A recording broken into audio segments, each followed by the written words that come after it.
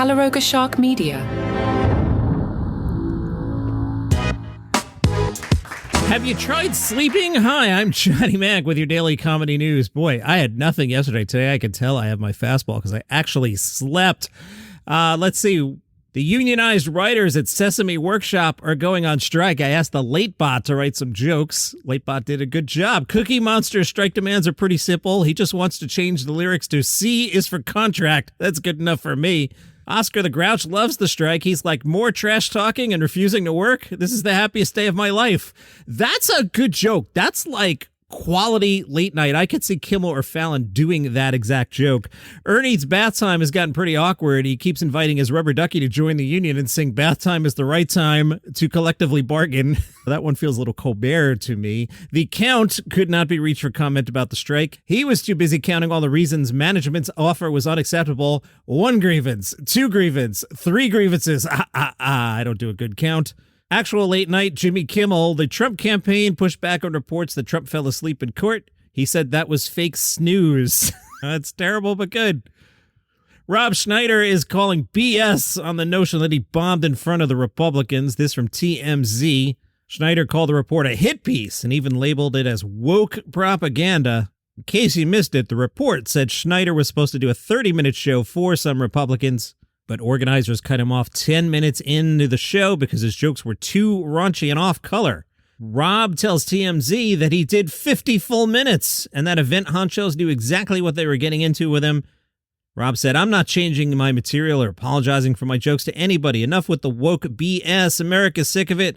I did 50 minutes because that's what I was paid to do. Nobody removed me from stage. Somebody waved to me at the 50-minute mark. He said he took the $50,000 he was offered to perform and did so happily, and then slammed the figure as devaluated by 26% over the last 3 years, thanks to Joe Biden.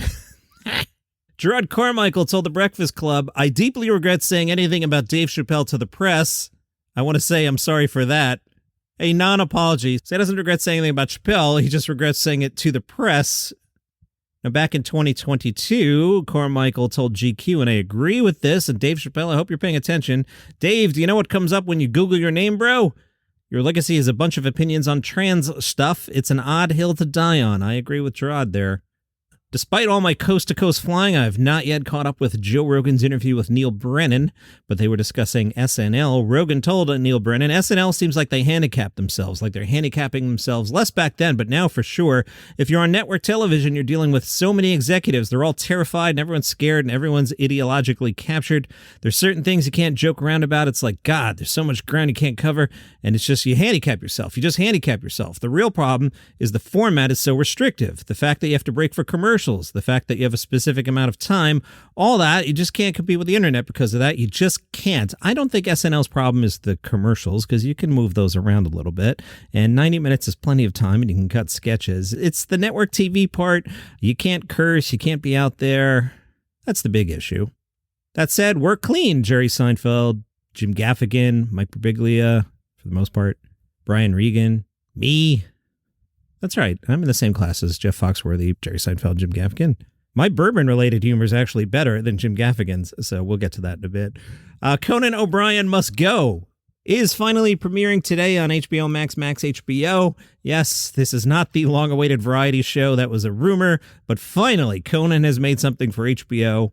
The Wall Street Journal says Conan O'Brien Must Go asks a lot. It's a travel show based on a podcast, 2 programming phenomena, of which there is certainly no shortage, and the resulting comedy is crazily uneven and profoundly unrehearsed. The AV Club said Max's travel show will delight Coco fans. There will be obligatory food tasting, dress-up sight gags galore. All the while, our hero will wield the full instrument of his pale, long form as only he can to draw laughter or disgust from all who behold him. I'll check that over the weekend. David Cross is recruiting his super pals for a star-studded show in Central Park. Summer stage at Central Park, New York City, August 8th. All right, John, who's playing? David Cross, of course, Bob Odenkirk, Sarah Silverman, Fred Armisen, Sean Patton, Zach Zucker, Shane Torres, and more to be announced. That's pretty cool. Tickets go on sale tomorrow, 10 a.m. Eastern. From Fox, your home for comedy news, actor John Leguizamo attacked a piñata in a fit of rage on Tuesday after learning Donald Trump was gaining support among Latino voters. Leguizamo expressed dismay, saying, I mean, clearly Trump isn't making any effort to get Latino voters or make them a priority, but the thing that hurts the most is that his lazy strategy is actually working. Apparently, Leguizamo let out a string of curse words in Spanish aimed at Trump while attacking the Piñata. Jimmy Carr doing the rounds promoting his Netflix special. I chose not to watch it Tuesday night. I was home in front of the TV, and I could not stay awake, so I held off on that. Jimmy Carr said he was close to death when he was diagnosed with meningitis as a child. He was on the podcast Where There's a Will, There's a Way, and he said, my first memory is a lumbar puncture in Limerick in the General Hospital. I was 3, and I think I was always told it was very close to death. The doctor sort of went, it's going to be very painful, and somehow I'd heard the phrase, and I went, you've got to be cruel to be kind, in a little child's voice, and I kind of appreciated that thing of life because I was always told, oh, you nearly didn't make it. He discussed how he would like to die now that he's older. Jimmy said, I want my kids and the people to love me to be able to tell a story like, oh, Jimmy died. Funny story. He flew to South Africa and he went on one of those great shark cage experiences and he forgo the cage. He said, no cage for me, thanks.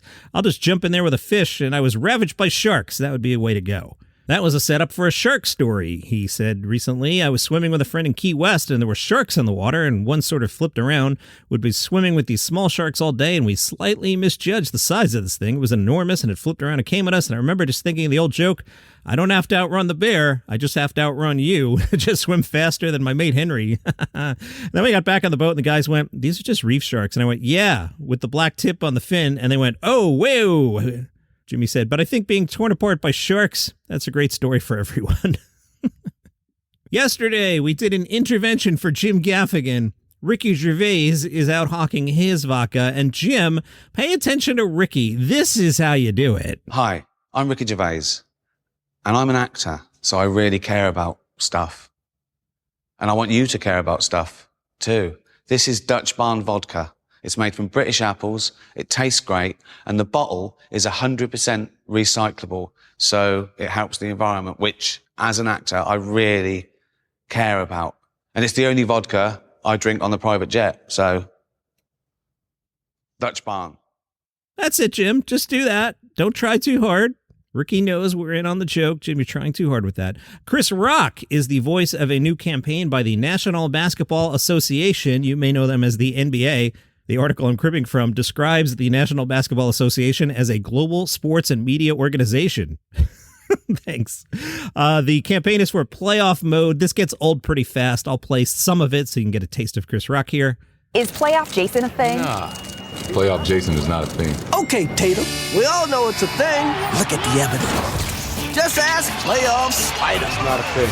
Playoff Brunson can't deny it. I mean... Is that official? Oh, wait, no. Are you serious? Not a thing. Oh, I see.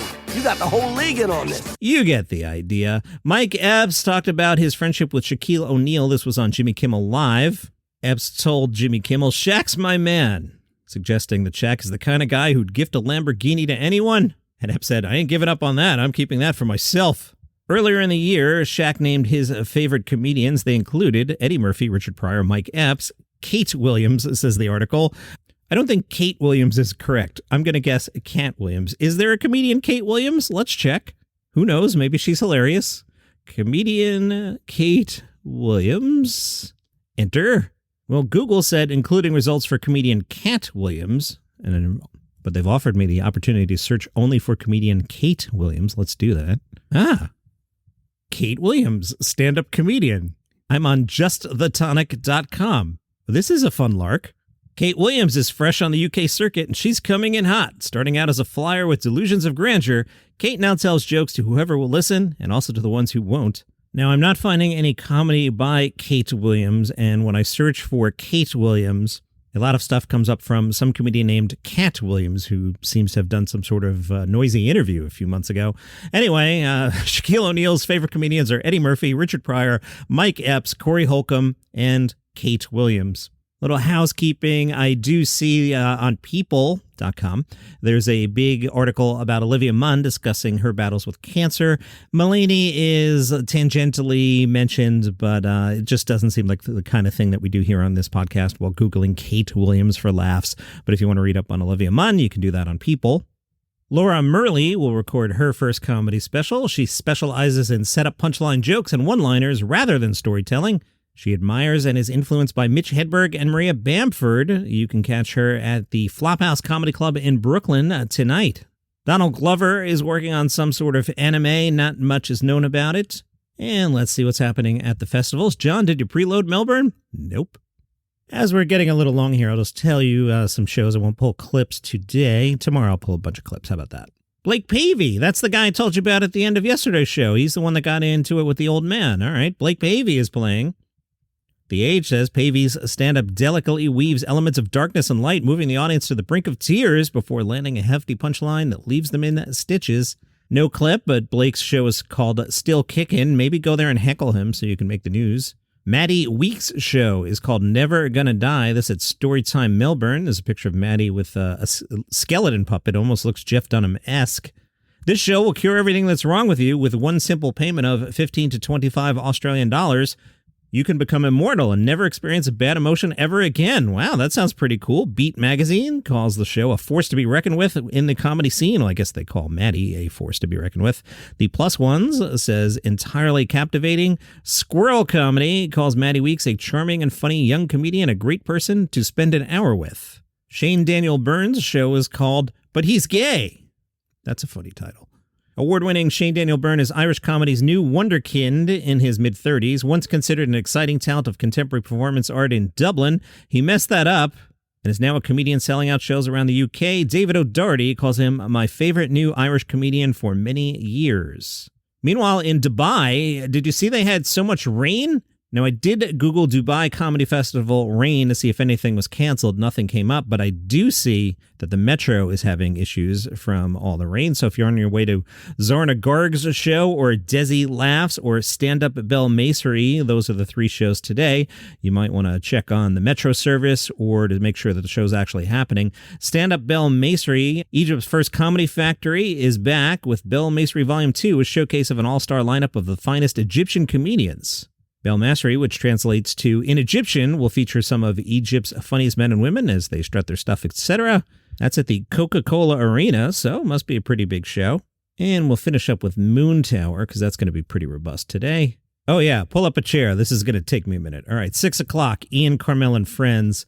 6:30, Natalie Palamides. I don't care what comes up, and I see what just came up. We're going to see Natalie. I think she's fantastic, which means Johnny Mac is making you miss Marc Maron at 7 o'clock. Now, I love Maron. You guys know I love Maron, but we can see Maron on Netflix. I guess we could see Natalie on Netflix as well. Her last special was on Netflix, and it's fantastic, but I would want to go see Natalie. 7 o'clock, New York's Finest. 7 o'clock, Moon Tower Mystery Show. 7 o'clock, James Adomian. Boy, he's great, too. A lot of great choices. 7 o'clock, Celebrity Memoir Book Club. 7:30, Hit List. Any names you would know there? Most likely not. Britannic at 7:30. I always love seeing shows like that. The Joke of Painting. Andy Kindler on that one.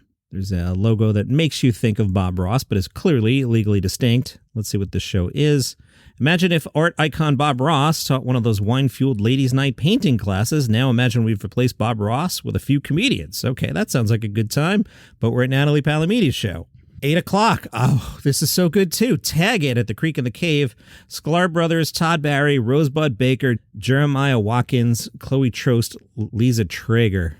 The Sklar Brothers invite their hilarious friends to do sets while they sit off stage writing tags to pitch the comics on stage. Oh, what a great thing. I might have to cheat here and see if Natalie's playing tomorrow. She's not. These are some great shows. Lucas Zelnick at 8 o'clock. Sarah Schaefer at 8:30. Hypothetically, we saw her yesterday. Olivia Flood-Wiley at 8:30. Two Dykes and a Mic. I love these titles. 9 o'clock. Stars in Bars. The stars include Sam J., Shane Torres, Drew Lynch, James Adomian, and some others. At 9 o'clock, The Canadians of Comedy. Miss Pat at 9:30, Stamptown 9:30, Surrounded 9:30, Andy Kindler at 9:30, Rachel Feinstein 9:30, Killers 10:30, Unzipped at 11, Best of the Fest After Party, and the Gosh Darn Comedy Jam at 11:30. That's always a good show. All right, we're doing Natalie at 6:30. You're just going to have to trust me on this. So let's assume an hour and a half there. So we'll be free around 8. When you and I pretend to go to comedy festivals, don't forget we have magic time traveling ability where we can get across town in 5 seconds. So let's see, at 8 o'clock, we've seen Sarah Schaefer already. Should we wait till 9 o'clock? Want to do Canadians of Comedy? You want to do Rachel? Kindler's gotten a little negative for me, especially on Twitter. Let's do Canadians of Comedy, and then let's do the Gosh Darn Comedy Jam at 11:30. Tomorrow is very robust as well. And that is your comedy news for today. Hey, don't forget, I also host 5 Good News Stories, number 5 Good News Stories. Apple has been promoting that for 3 weeks, so that thing took off. Thank you, Apple Podcasts. All right, see you tomorrow.